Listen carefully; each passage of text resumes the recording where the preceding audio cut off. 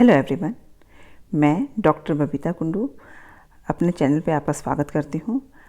आज की वीडियो में हम बात करेंगे कि career as a company secretary अगर कोई स्टूडेंट शुरू करना चाहता है तो इसके लिए उसे क्या करना होता है, कंपनी सेक्रेटरी क्या है, सीएस करने के लिए आपको कब एडमिशन लेना होता है, क्या एग्ज़ाम रहता है, क्या उसका सिलेबस है, क्या जॉब अपॉर्चुनिटीज़ आपको मिलती हैं एज अ सीएस। तो ये सब आज हम इस वीडियो में डिस्कस करने वाले हैं। तो चलिए शुरू करते हैं। सबसे पहले हम बात करते हैं कंपनी सेक्रेटरी होता कौन है। Company secretary is one of the managers at the highest level of a company who is responsible for making sure that the company is managed correctly and according to the law. Company secretary may sign official document on behalf of the company which are then legally binding. So इससे आपको ये समझ में आ गया होगा कि company secretary एक हाईएस्ट लेवल की मैनेजिंग जॉब है। एडमिनिस्ट्रेटिव रोल सीएस प्ले करता है, ऑफिशियल डॉक्यूमेंट पर साइन करता है, कंपनी को करेक्टली मैनेज करने में, अकॉर्डिंग टू लॉ मैनेज करने में रिस्पॉन्सिबिलिटी लेता है। उसकी बहुत से ड्यूटीज़ होती हैं, उनमें से कुछ फॉर्मल ड्यूटीज़ में इंक्लूड होता है मीटिंग कॉल करना, मीटिंग के मिनट्स रिकॉर्ड करना, स्टैट्यूटरी रिकॉर्ड बुक्स को मेंटेन करना, डिविडेंड की पेमेंट हो, इंटरेस्ट की पेमेंट हो, वो सब करना, proper drafting and execution of agreement, contract and resolution, ये सब भी वो करता है। कंपनी के डिसीजन मेकिंग में अहम रोल वो प्ले करता है। डिसीजन फाइनेंस से रिलेटेड हो सकते हैं, बिजनेस ऑपरेशन से रिलेटेड हो सकते हैं, ह्यूमन रिसोर्सेज से रिलेटेड हो सकते हैं, और कितने ही रेलिवेंट सेक्टर हैं उनसे रिलेटेड डिसीजन जब लेने होते हैं कंपनी को, तो कंपनी सेक्रेटरी एक अहम रोल प्ले करता है। कॉर्पोरेट गवर्नेंस के मैटर हों, लीगल मैटर्स हों, उनको भी ध्यान में रखता है। शेयर होल्डर के साथ कम्युनिकेट करता है, रिकॉर्ड मेंटेन रखता है। शेयर होल्डर के साथ क्या कम्युनिकेशन करेगा कि मीटिंग कब है, कितना डिविडेंड डिक्लेयर हो रहा है, वो सब रिकॉर्ड वो मेंटेन रखता है। इसके बाद हम बात करते हैं कि कंपनी सेक्रेटरी इतने हाईएस्ट लेवल की इतनी ज़रूरी पोस्ट है, तो इसके लिए करना क्या होता है। सीएस का कोर्स करना होगा, 3 साल के लिए होता है ये। अगर कोई कंपनी सेक्रेटरी बनना चाहता है तो वो अपना रजिस्टर करवाता है ICSI के अंडर, institute of company secretary of India, which is the statutory professional body of India that regulates this profession. 4 stages में CS होती है। Foundation programme first, second is executive programme, third is professional programme, और साथ ही साथ ये 3 programmes में CS आप करते हैं और फिर ट्रेनिंग आपको लेनी होती है। एलिजिबिलिटी या हम स्टेजेस की बात करें CS में, तो 3 स्टेजेस में, जैसे मैंने कहा, फाउंडेशन प्रोग्राम, एग्जीक्यूटिव प्रोग्राम और प्रोफेशनल प्रोग्राम में ये होता है। तो जो बच्चे 12th पास के बेस पर CS ज्वाइन करना चाहते हैं, जिसने 12th पास कर ली है, वो किसी स्ट्रीम से भी हो या उसके इक्विवेलेंट कोई डिग्री आपने ली है, तो 3 स्टेजेस में आपको ये करना होगा। उससे पहले फाउंडेशन प्रोग्राम के एग्ज़ाम देना होगा, उसके बाद एग्जीक्यूटिव प्रोग्राम के, और उसके बाद प्रोफेशनल प्रोग्राम के। लेकिन कोई स्टूडेंट जिसने की ग्रेजुएशन कर ली है वो CS करना चाह रहा है, तो इस केस में फाउंडेशन उसका एग्जाम्प्ट हो जाता है। एग्जीक्यूटिव प्रोग्राम और प्रोफेशनल प्रोग्राम में 2 लेवल से उसे गुजरना होता है। Foundation programme can be pursued by 12th pass और equivalent student of art, science and commerce stream excluding fine art. Executive programme can be pursued by graduate of all stream except fine art. But professional programme जो होता है that can be pursued only after clearing the executive programme of CS course.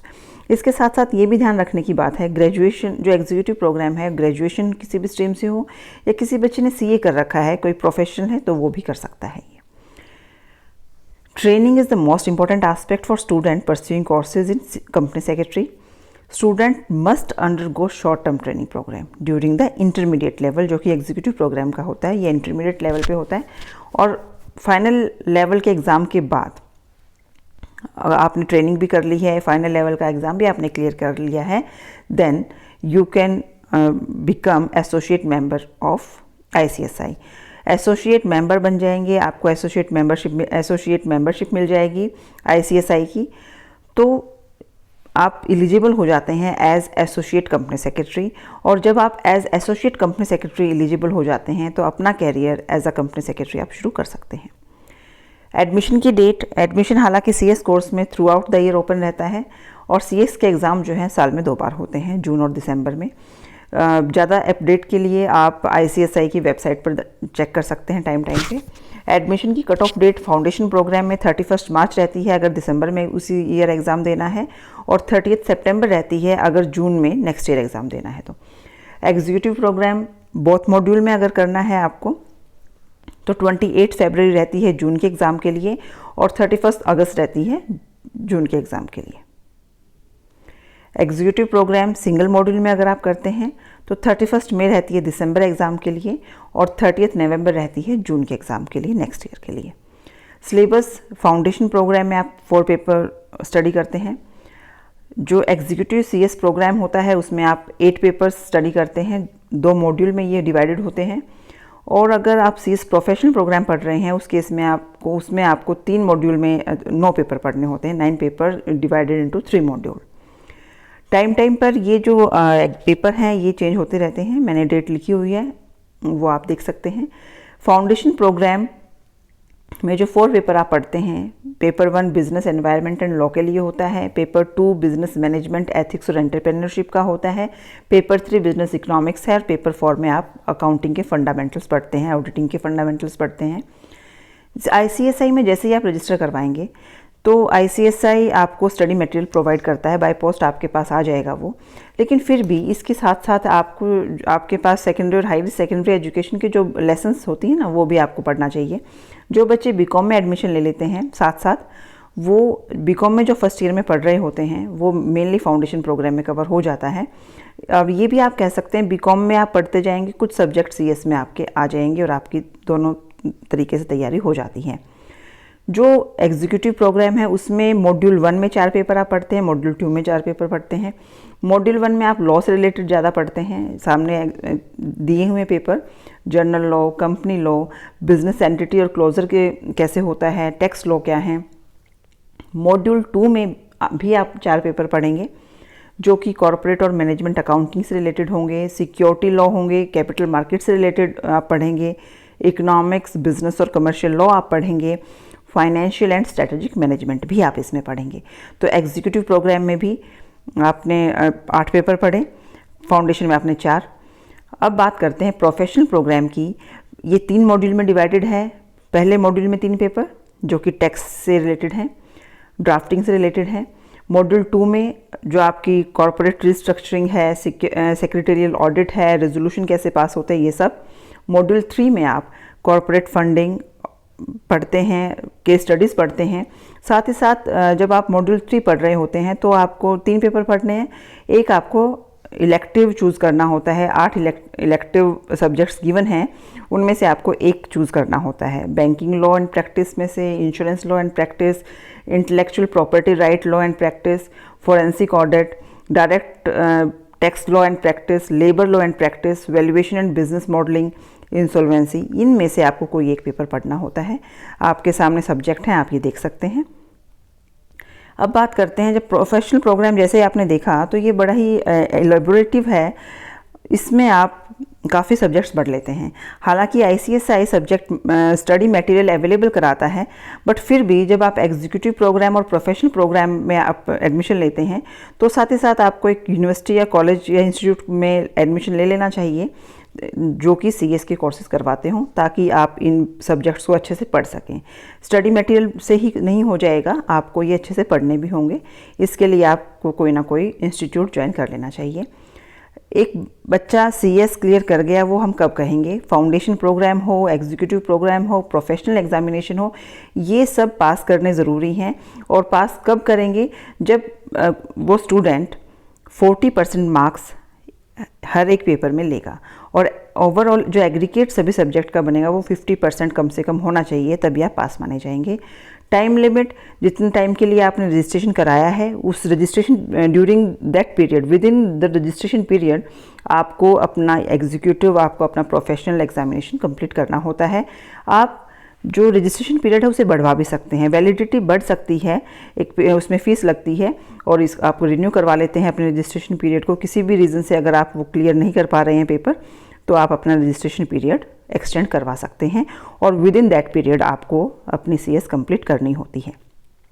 जो profile की अगर हम बात करते हैं तो बहुत ही बढ़िया जॉब प्रोफाइल CS करने के बाद आपके सामने होते हैं। कंपनी रजिस्ट्रार आप बन सकते हैं, लीगल एडवाइज़र आप बन सकते हैं, चीफ एडमिनिस्ट्रेटिव ऑफिसर आप बन सकते हैं, corporate planner, principal secretary, corporate policy maker. ये बहुत ही बढ़िया ल्यूक्रेटिव जॉब्स हैं जो कि आप ऑप्ट कर सकते हैं after completing your CS। Company registrar क्या होता है? इंपॉर्टेंट डिसीजन कंपनी रजिस्ट्रार लेता है। रजिस्ट्रेशन जहाँ होता है ना, वो CS होता है वो। लीगल एडवाइज़र लीगल हेल्प करता है, असिस्ट करता है, लीगल डिस्प्यूट या इश्यूज़ कोई होते हैं कंपनी के। तो चीफ एडमिनिस्ट्रेटिव ऑफिसर एडमिनिस्ट्रेशन का काम संभालता है। ये ऑफिसर रिस्पॉन्सिबल होते हैं सभी लीगल और कॉन्फिडेंशियल डॉक्यूमेंट जो कंपनी के उनको सेफ रखने के लिए। कॉर्पोरेट प्लानर बहुत ही ध्यान से अपॉर्चुनिटीज़ को देखता है कि हम कहाँ एक्सपेंड कर सकते हैं। सभी mergers, joint ventures, collaboration, takeovers उन पर ध्यान रखता है और उनको आगे कंपनी को बढ़ाने में हेल्प करता है। इसके बाद हम बात करते हैं प्रिंसिपल सेक्रेटरी की। ये बहुत ही अहम रोल प्ले करता है। Principal secretary the responsibility of principal secretary is to manage all aspects of corporate meetings, चाहे वो बोर्ड मीटिंग हो, एनुअल जनरल मीटिंग हो, प्राइवेट और गवर्नमेंट डेलीगेशंस के साथ, इंपॉर्टेंट क्लाइंट के साथ कोई मीटिंग हो, उन सब का ये ध्यान रखता है। Corporate policy maker, short term plan बनानी है, लॉन्ग टर्म प्लान बनानी है, पॉलिसीज़ बनानी है कंपनी की, ये रिस्पॉन्सिबिलिटी कॉर्पोरेट पॉलिसी मेकर की होती है। ये पॉलिसी मेकर कंपनी को एडवाइस करते हैं, करंट पॉलिसीज़ में कुछ हम चेंज करना चाह रहे हैं, टाइम टू टाइम पे रिव्यू करता है वो। तो CS करने के बाद आप कॉर्पोरेट पॉलिसी मेकर बन सकते हैं। इवन कई बार क्या होता है कि कंपनी सेक्रेटरी को बोर्ड ऑफ डायरेक्टर में भी मेंबर बना दिया जाता है, ताकि वो सभी जो डायरेक्टर्स हैं उनको एक गाइडेंस प्रोवाइड कर सके, सेक्रेटेरियल और एक्सपर्ट एडवाइस दे सके। मिसलेनियस रिस्पॉन्सिबिलिटी बहुत हैं। कंपनी सेक्रेटरी बहुत ही इंपॉर्टेंट रोल प्ले करता है, तो उसको बहुत से काम करने होते हैं। वो टैक्स को भी मैनेज करता है, वो टैक्स फाइल भी करता है, टैक्स के असेसमेंट भी करता है। इसके साथ साथ हम बात करते हैं कि एम्प्लॉयमेंट एरिया और भी काफ़ी हैं। कंपनी लॉ बोर्ड में एक पोस्ट होती है CS की, फाइनेंशियल इंस्टीट्यूशन में होती है, even stock exchange, corporate advisory services होती हैं, उसमें भी CS लगते हैं। कंपनी अफेयर्स डिपार्टमेंट है, उसमें भी लगते हैं। बैंक्स में भी ये पोस्ट होती है। कंपनी सेक्रेटरीशिप कंसल्टेंसी फर्म होती हैं, CS करने के बाद आप फर्म ज्वाइन कर सकते हैं। स्टॉक एक्सचेंजेस ज्वाइन कर सकते हैं। फाइनेंशियल मैनेजमेंट में आप जा सकते हैं। इन्वेस्टर कैपिटल मार्केट रिलेशंस में आप जा सकते हैं और कंटेंट कोऑर्डिनेटर आप बन सकते हैं। तो ये बहुत ही ज़्यादा, ये मैंने कुछ लिमिटेड एम्प्लॉयमेंट एरिया लिखे हैं।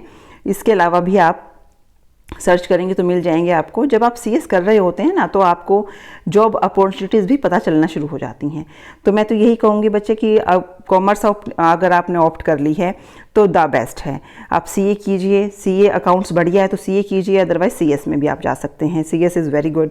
लॉ के साथ आप CS बहुत बढ़िया कॉम्बिनेशन बनता है। इवन ज़रूरी नहीं है आप कॉमर्स से पढ़े हों, आप आर्ट्स से पढ़े हों, साइंस से पढ़े हों, बट आप CS करना चाहें तो ये मैंने कुछ जानकारी आपको दी है।